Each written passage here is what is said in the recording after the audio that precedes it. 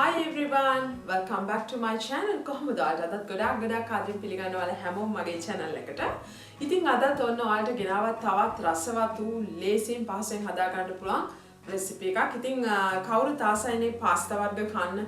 ඉතින් ඉතාලියේ ඉතින් විවිධ පාස්තා වර්ග තියෙනවා. ඉතින් මම ඉතින් ගොඩක් දුරට අපේ ලාංකික රසට හරියන කැමති තමයි මේ channel එකේ හදලා තියෙන්නේ. මොකද හේතුව මමත් ගොඩාක්ම පාස්තා වගේ දේවල් එච්චරටම කන්න කැමති කෙනෙක් නෙමෙයි. සාමාන්‍යයෙන් ටිකක් ආසයි අර කැම ටික කටට සැරට කන්න අපි මොන රටක හිටියත් අපිට අර අපේ ලේවල ඉඳන්ම අපේ පුංචි කාලේ ගුරුවත් එක්ක අපි ආස කොහොමත් අපේ විදිහට කන්න නේද?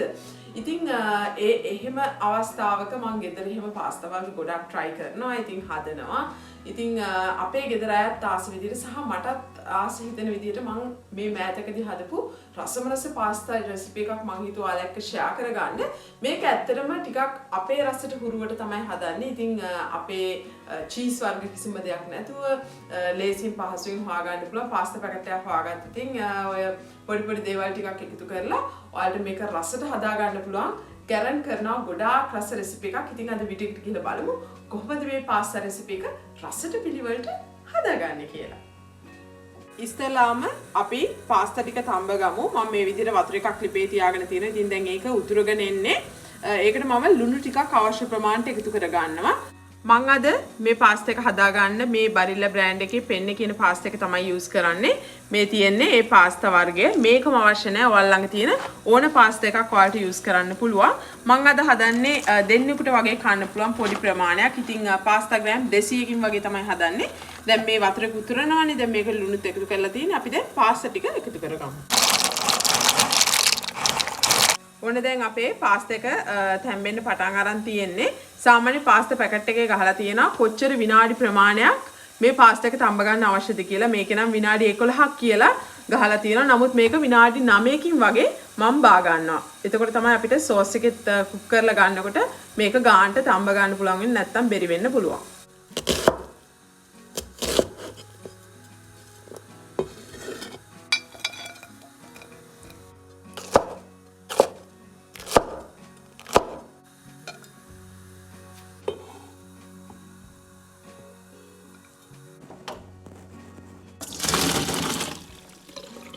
ඔන්න අපි දැන් පාස්තා එක තඹ ගත්තා. ඔයාලට පේනවා ඇති මේක එහෙම බෙරි වෙන්න තඹලා නෑ නේද? දැන් මේ විදිහට පාස්තා එකත් අපි පෙරාගෙන පැත්තකින් තියලා ඊට පස්සේ මේ විදිහට ඒ භාජනෙම මම හොදලා ගත්තා. ඒ භාජනෙටම අපි එකතු කරගමු ඔලිව් තෙල් ටිකක්. ඔලිව් තෙල් මේස් හැඳි 1කමාරක් වගේ අපි එකතු කරගමු. මේ වෙනුවට ලංකාවේ ඔයාලට තියෙන පිරිසිදු පොල් තෙල් උනත් එකතු කරගන්න පුළුවන්. කිසිම ප්‍රශ්නයක් නෑ. ඉතින් මට ඔලිව් තෙල් තියෙන හින්දා මම ඔලිව් තෙල් පාවිච්චි කරනවා. මම අද මේ පාස්තා එක හදන්නේ කුකුල් මස් පාවිච්චි කරලා. මෙතන ග්‍රෑම් 150ක් 200ක් වගේ කුකුල් මස් තියෙනවා. මෙන්න මේ වගේ දිගට වගේ මම කෑලි කපාගෙන තියෙන්නේ. කිසිම දෙයක් දාලා අත ගාලා නැහැ. පිරිසිදු කරලා හොදලා හැම තමයි තියෙන්නේ. දැන් මම මේ චිකන් ටික දාගත්ත තෙල් එකට එකතු කරගමු. චිකන් එකට අවශ්‍ය ප්‍රමාණයට ලුණු එකතු කරගමු.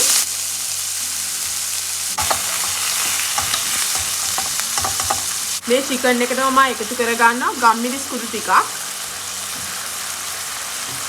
මිරිස් කුඩු තේ හැඳි භාගයක්. මේක ඔයාලගේ සැරාණු එකතු කරගන්න පුළුවන්. කහ කුඩු තේ හැඳි කාලක්.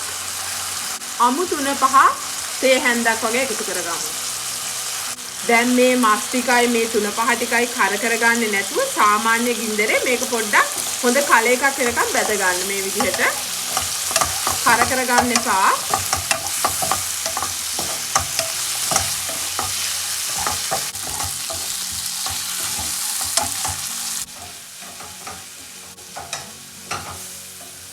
දැන් මේක අපි විනාඩි 3-4ක් විතර තමයි බැදගත්තේ. ඇත්තටම මේක අර කටු රහිත කුකුල් මාස් නේ නිසා ඉක්මනට තැම්බෙනවා සහ හීනෙට දිගට කපලා තියෙන හින්දා සාමාන්‍ය මේ වගේ අවල අර හං වෙන්නම චිකන් බදින්නේ නැහැ. පොඩි අර ජූසිනස් එකක් තියෙනවනේ. එතකොට තමයි හැපෙදි රස.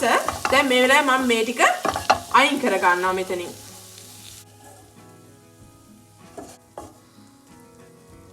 දැන් මේක පැත්තකින් තියාගමු. ඊට පස්සේ අපි මේ භාජනයට එකතු කරගමු. උඩට කපාගත්ත මම සාමාන්‍ය ලොකු ලුණු බෑවක් අරගෙන තියෙනවා. ඒක මම එකතු කර ගන්නවා. තෙල් මොකුත් ඇඩ් කරන්න එපා. ඒ තෙල් ප්‍රමාණය හොඳටම ඇති.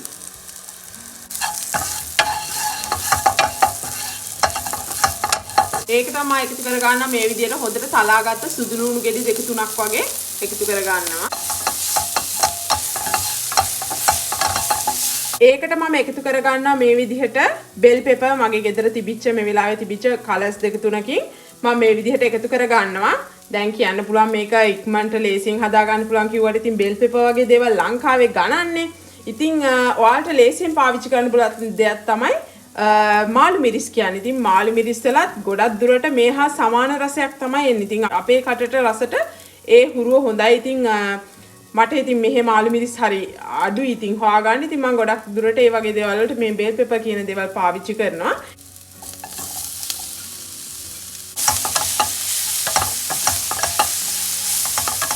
දැන් මේ එළවලු වලට ලුණු පොඩ්ඩක් එකතු කරගමු. අපි මස් එකකටත් දාලා තියෙනවා, පාස්තා එකකටත් දාලා තියෙන නිසා බලලා එකතු කරගන්න. මේ විදිහට පොඩි ප්‍රමාණයක්. එළවලු ගොඩාක් සම්බන්ධ අවශ්‍ය නැහැ. පොඩ්ඩක් හැපෙන්න තියෙනවා. එතකොට තමයි රස. දැන් මේ වෙලාවේ මම මේකට අර සම්බගත්ත පාස්තා ටික එකතු කරගන්නවා. ඒකට මම මේ හදාගත්ත කුකුල් මස් ටිකත් එකතු කරගන්නවා. ඊළඟ මේක ටිකක් හොඳින් කවලම් කරගන්න හොඳට මිශ්‍ර වෙනකන්. දැන් මේක මස් ටිකක් දාලා ඔක්කොම දාලා දැන් විනාඩියක් විතර පොඩ්ඩක් අපි එහෙ මෙහෙ කරාට පස්සේ ඒකට අපි එකතු කරගන්නවා පොල් කිරි. ඉතින් මට පොල් කිරි ටින් තමයි තියෙන්නේ. දැන් ඔයාලා ලංකාවේ වගේ නම් හොඳ බෑයක වගේ පොල් බෑයක වගේ හොඳ උකු කිරි ටිකක් මේකට එකතු කරගන්න. එතකොට තමයි අර ක්‍රීමි ටෙක්ස්චර් එක මේකට ලැබෙන්නේ. දැන් මේකට මම උකු පොල් කිරි ටිකක් මට අවශ්‍ය ප්‍රමාණයට මම එකතු කරගන්නවා. මේ විදිහට දාලා අපිට ඕන නම් වතුර ටිකක් එකතු කරගන්න පුළුවන්. මම මේකට වතුර චූට්ටක් එකතු කර ගන්නවා. මොකද මේ පොල් කිරිය ගොඩක් උණු හින්දා මේ විදිහට. දැන් මේක හොඳින් කවලම් කරගන්න.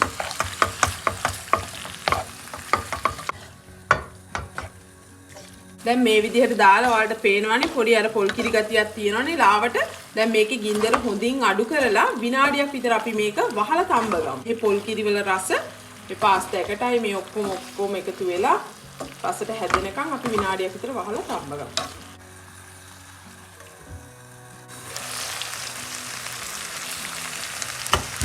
විනාඩියකට විතර පස්සේ අපි ගත්තාම මේ විදිහට තමයි පාස්තා එක තියෙන්නේ. දැන් මේකට මම වැඩි රසයක් ගුණයක් එකතු කරන්න ඕන හින්දා අන්තිමට පොඩිවට කපාගත්ත නිවිති කෝප්පයක් එකතු කරගන්නවා. එතකොට මේ රස්නෙම මේක කුක් වෙනවා මේ විදිහට. ඒත් එක්කම දෙහි ඇඹුල් තේ හැන්දක් වගේ කැමති නම් එකතු කරගන්න මං හරි ආසයි. මේ විදිහට දෙහි ඇඹුල් චූට්ටක් එකතු කරගන්නවා.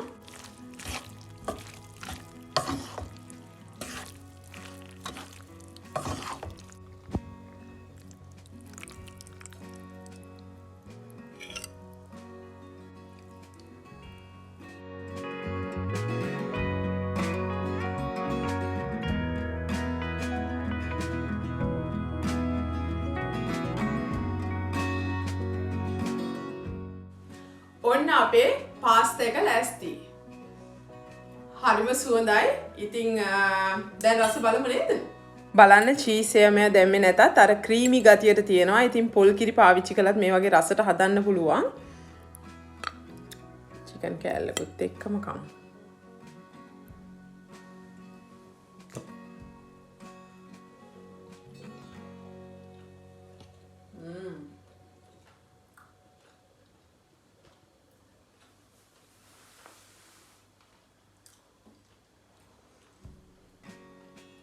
ඒකේ රස කියන්න වචන නැහැ.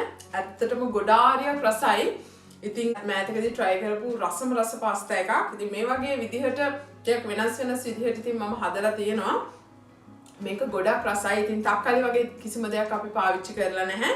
පොඩි දෙහි ඇඹුලක් එකතු කරා. එතකොට තමයි අර පොඩි පැන් රහ, සැර, එතකොට ඇඹුල් රස, ලුණු රස ඔක්කොම එකතු වෙලා ඒක හරිය බැලන්ස් විදිහට තියෙනවා. සහ මේක හරියම ගුණෙනුත් ඉහළයි කියලා මම හිතනවා. මේකේ නිවිති තියෙනවා. ඒ වගේම තමයි බෙල් පෙපර් වගේ දේවල්. ඉතින් ඒ වෙනුවට ඔයාලට මාළු මිරිස් පාවිච්චි කරන්න පුළුවන්. ඉදිච්ච මාළු මිරිස්, සාමාන්‍ය කොළ පාට මාළු මිරිස් ඒ වගේ එකතු කරගත්තාම ලස්සන පාටක් එක්ක කන්න පුළුවන්. ඉතින් අපිට ප්‍රෝටීන් විදිහට චිකන් තියෙනවා මේකේ. ඉතින් පාස්තා චුට්ටක් හදාගත්තාම හරිම රසට කන්න පුළුවන්. ඉතින් මෙතන ගොඩක් රසයි. ඔයාලත් අනිවාර්යෙන් try කරලා බලන්න. නිවිති අන්තිමට එකතු කරන්න කිව්වේ ඒකේ එතකොට ගුණයයි රසයි දෙකම ඉතුරු වෙනවා නේද? ඉතින් එතකොට ගොඩක් හොඳයි මේක සහ අර රස්නෙම මේක පොඩ්ඩක් කුක් වෙනවා. ඉතින් මට නම් මං හරි ආස නිවිති අමුවෙන් කන්න. ලංකාවේ නිවිති වලට වැඩි පොඩ්ඩක් වෙනස්. ඉතින් ඒ වෙනුවට ඔයාලට ඒ වගේ පාවිච්චි කරන්න පුළුවන් මුරුංගකොළ වගේ දෙයක් වුණත් පාවිච්චි කරන්න පුළුවන් මේකට අනිවාර්යයෙන්ම. ඉතින් රසට ගුණට හදාගෙන පොඩි අයටත් දෙන්න. පොඩි අයත් ගොඩාක් ආසාවෙන් කයි. ඉතින් ආයෙත් මේ වගේ රසවත් ලස්සන වීඩියෝ එකක් අරගෙන ඔයාලව නැවතත් හම්බ වෙන්න එනකම් ඔයාලා හැමෝගෙම සමුගන්නේ මම චයිනි ෆර්නැන්ඩෝ. ඔයාලා හැමෝටම සුබ දවසක් කියලා ප්‍රාර්ථනා කරනවා. චාෝ.